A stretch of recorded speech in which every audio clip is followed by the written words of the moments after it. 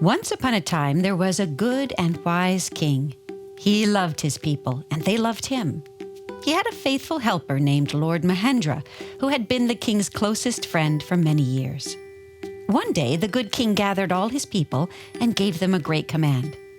"I shall be leaving on a journey," he said. "While I am gone, I would like you to build for me the most successful kingdom in the entire world. I am putting Lord Mahendra in charge. Do as he says." And with that, the king departed. The people were very excited and awaited Lord Mahendra's instructions. "Villagers," cried Lord Mahendra, "if we are to build the most successful kingdom in the entire world, we must gather all the riches in the land." So the wealthy people came forward, bringing gold, silver, diamonds, and fine jewels. Lord Mahendra marveled at the heaps of wonderful things. Suddenly, a group of poor beggars approached him. They wanted to help too, so they offered all that they had. Lord Mahendra was not impressed. "What is this?" he asked. "A few old coins and pots? These things are worthless. Our king desires a successful kingdom. We have no room here for you." And with a wave of his hand, he had his guards lead the poor beggars outside the city gates. Turning to the people, he cried out a second time, "Countrymen, if we are to build a successful kingdom, we will need the strongest people to build the tallest buildings and the grandest structures in the world." So the strong people came and built great and beautiful buildings. But as Lord Mahendra was admiring their progress, a group of not-so-strong people interrupted him. Some were old or weak. Others were blind or couldn't walk. They wanted to help too. Lord Mahendra was not impressed. "Who are you?" he demanded. "Sick people? Old people? You're not strong enough to build tall buildings." "Well, some of us can bring water for the strong ones to drink," said an old man. "The rest of us can pray for God's blessing on your work." "Humph!" humped Lord Mahendra. "This is a very important mission, and we do not have time to worry about you."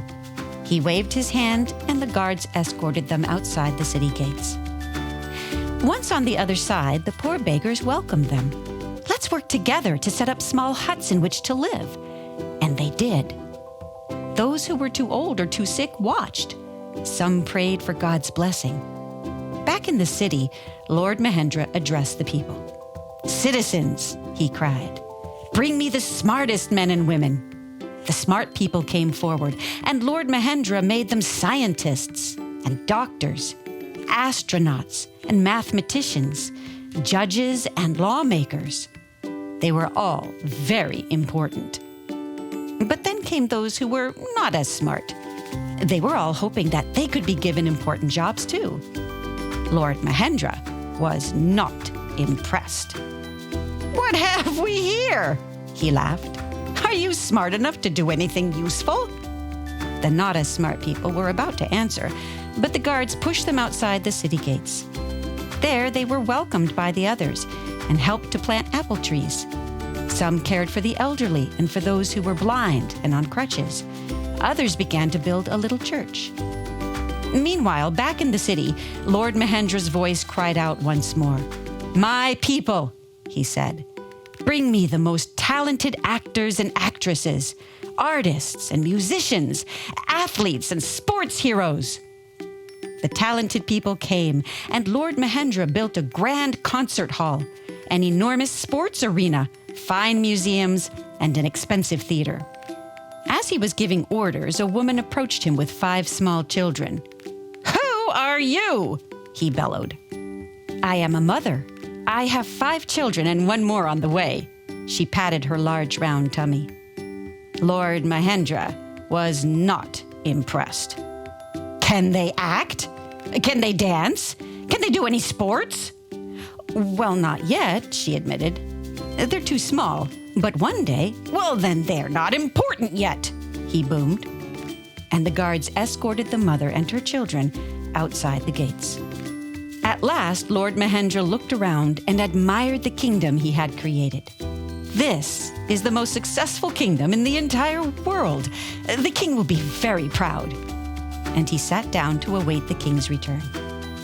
A few days later, the good king came back from his long journey. He summoned Lord Mahendra, eager to see what had been accomplished. Beaming from ear to ear, Lord Mahendra led the king through the streets. He pointed at the piles of fine jewels. "Aren't they magnificent, sire?" he asked. "Well, yes," replied the king, staring at the heaps of gold. "But what happened to the people who used to live here?" "Oh, you mean the beggars?" said Lord Mahendra. "Well, they were in the way of the fine buildings that we built." He led the king to see the beautiful towers. The strong people stood nearby, flexing their muscles so that the king would know it was they who had done all the work. "These are nice," said the king. "Thank you. But what happened to all the sick and elderly people who used to gather here?" "They were in the way of our success, sire. We removed them," Lord Mahendra said, and led the king on to see the smart people, who were all hard at work. "I am very glad to meet you," said the king, "and I thank you for your service." The important people looked down their noses at the king and gave a slight nod of the head. "Mahendra," whispered the king, "where's everybody else?" "Your Majesty, you asked for a successful kingdom. These are the people who do the most important work." He took the king by the sleeve and pulled him into a grand theater. Raising his arms high above his head, he announced, "And now, for those with the greatest talents." Actors acted, artists painted, musicians sang, and athletes competed. They were amazing. But the king was not looking at the talented people. He was looking at Lord Mahendra. "My friend," he said, "what have you done with all the children?" Lord Mahendra was unable to hide his frustration any longer. "I sent them away," he bellowed. "We're missing the show, sire. Now please, pay attention." Startled by Lord Mahendra's outburst, the performers fell silent. And at that very moment, a faint sound drifted through the air. It was so quiet that no one was sure what it was at first. But it was beautiful. It sounded like a little child singing. The good king turned to follow the sound. Lord Mahendra followed the king. "Sire," he said, Where are you going?" The king walked out of the theater and past the smart people. He passed the beautiful buildings and the great piles of gold. He walked right out of the city gates with Lord Mahendra behind him.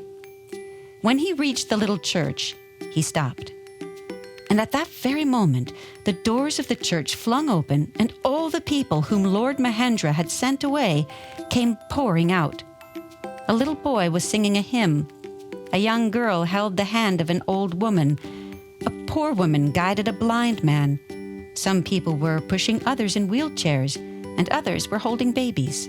The king turned pink with joy and then addressed Lord Mahendra. "My dear friend, I know you meant well, and the kingdom you built is very impressive.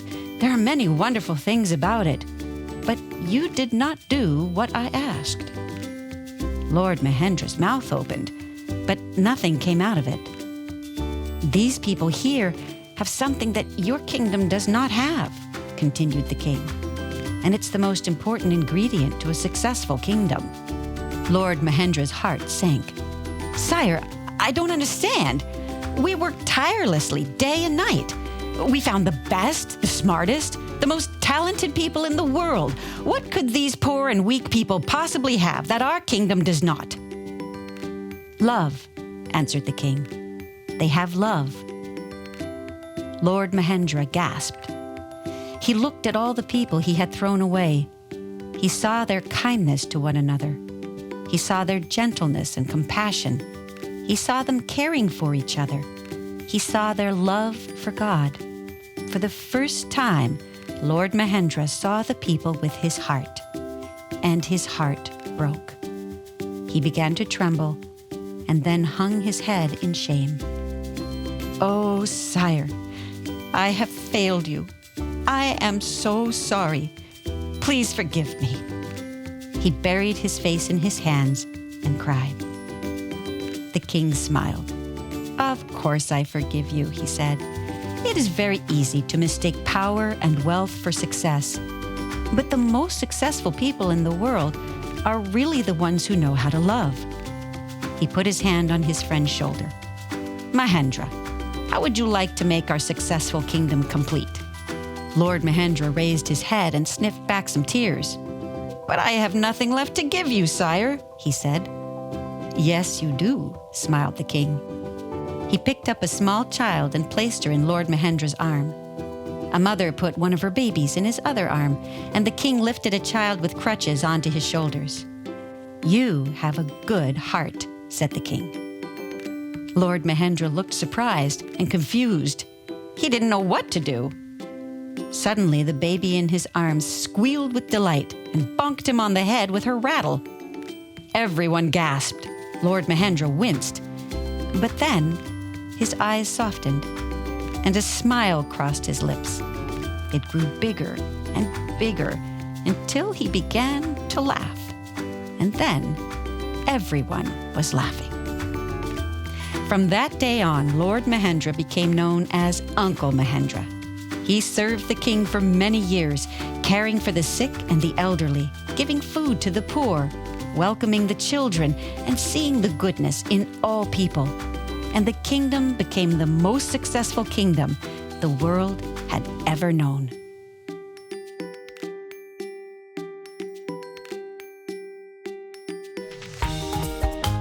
Be sure to like us and subscribe. And tell us what you like the most in the comment box.